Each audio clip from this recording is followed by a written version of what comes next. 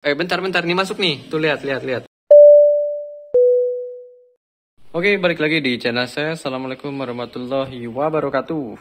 Izin sharing teman-teman buat kalian yang ngecas laptopnya masih menggunakan charger bawaan.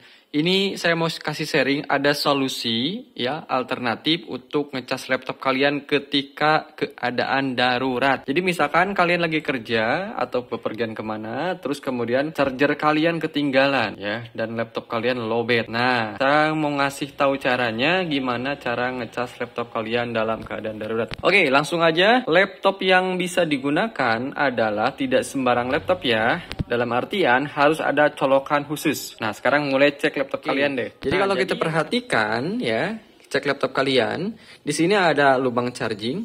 Cuman yang saya mau fokuskan adalah ke Type-C-nya. Nah, di sini ada logo petir nih. Kalau saya bilang nih Type-C ini sakti nih. Jadi tidak hanya untuk colok-colok USB doang nih. Di sini banyak fungsinya. Kalau kalian punya konverternya lebih bagus lagi. Biasanya Type-C ini digunakan nanti di-extend ke USB lagi bisa, ke PGA bisa, ke HDMI lagi bisa, ke RJ45 bisa. Pokoknya serba bisa lah ya untuk Type-C ini. Salah satunya adalah untuk charging. Nah, jadi Type-C ini yang saya akan manfaatkan untuk ngecas laptop ini. Jadi harus ada colokan Type-C-nya di laptop kalian. Kalau ada Type-C-nya, cara yang saya lakukan kalian juga bisa lakukan. Oke, jadi laptop zaman sekarang memang sudah ada colokan Type-C-nya ya. Udah banyak lah sekarang, kayaknya sudah biasa. Cuman kalian pernah gunain nggak Type-C itu buat apa? Laptop yang saya gunakan adalah Dell-nya seri 7300 ya. 7300 Latitude 7300. Kemudian chargingnya apa? Chargingnya saya menggunakan charging handphone. Handphone saya ini kebetulan dari Xiaomi ya, yang 67 watt. Jadi saya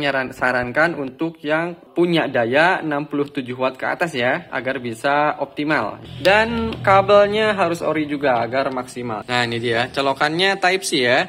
Jadi colokan bawaannya ini bawaan handphone Type-C juga. Jadi ini sepaket ya, ini kabel dan charger ori dari Xiaomi. Perhatikan jika kalian handphonenya bukan Xiaomi, perhatikan juga di sini spesifikasinya mudah-mudahan terlihat jelas. Yang saya ingin garis bawahi adalah outputnya ya, ada 5 sampai 20 volt dan arusnya ada di 6,2 sampai dengan 3,25 ampere atau kalau dikalikan dapatlah daya 67 watt maksimal. Jadi nanti akan smart ya, akan otomatis dikalkulate di berapa tegangannya, di berapa arusnya. Nah, jadi saya menyarankan charger yang seperti ini ya.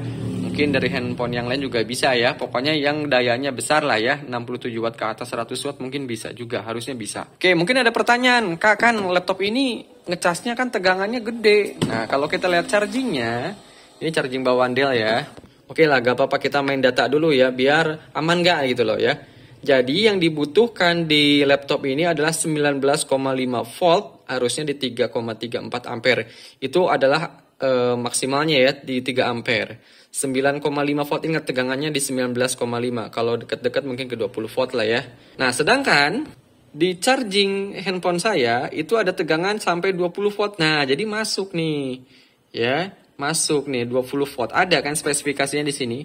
Jadi ini tegangan 5 sampai 20. Nah, ini juga akan menyesuaikan dengan bebannya. Jadi ini udah smart sebenarnya. Charger ini udah. Kenapa bisa mahal? Karena dia otomatis sudah smart gitu loh.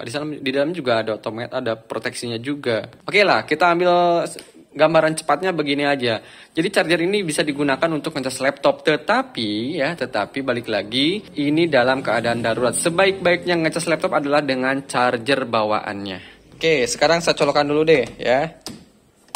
Nah, oke, ini saya gunakan power strip nih. Nah, ini charger kayak gini sangat fleksibel ya. Kalian bisa gunain lah. Nanti link pembeliannya kayak gini saya taruh di deskripsi deh. Ini wajib kalian punya nih, colokan ini banyak. Kemudian ada colokan USB dan Type-C-nya juga nih. Oke, langsung aja. Nah, sekarang kalian colokan ke sini nih. Ya, aman lah ya. Truk, gitu. Lihat indikatornya. Lihat. Langsung nyala. Ngecas ya. Ngecas ya. Oke, kita lihat di sininya ya. Kita lihat, tuh kan, ngecas. Ya. Tuh, oke, kelihatan ya. Di sini statusnya charging tuh ya, charging. Oke, masuk berarti kan? Tuh, sekarang 30% nih baterainya nih ya. Baterainya sekarang 30%.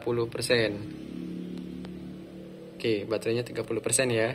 Oke, buat ngebuktiin bisa masuk atau enggak ya, kita tunggu mungkin 1 menit 2 menit lah. Nanti berubah gak atau naik gak nih presentasinya. Tapi kalau dari indikator lampu udah kelihatan ini kalau gini lagi ngecas nih ya, lagi ngecas. Intinya adalah ngecas menggunakan charger handphone ini bisa masuk dengan catatan keadaan darurat. Kenapa saya bilang keadaan darurat? Karena ya, bentar nih masuk nih. Tuh lihat.